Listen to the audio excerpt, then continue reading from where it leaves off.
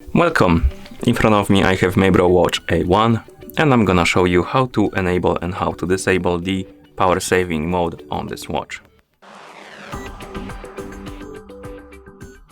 First we need to wake up the screen on our watch, and you can do it by pressing the home button.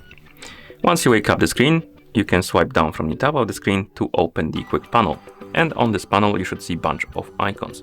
One of them should look like this, like the leaf icon with the watch on it. This is the power saving mode icon.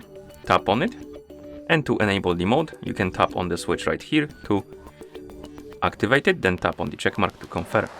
And as you can see, the power saving mode is enabled, and that's how it looks like. You have access to the time, battery level and date, and that's about it. Rest of the features is locked basically.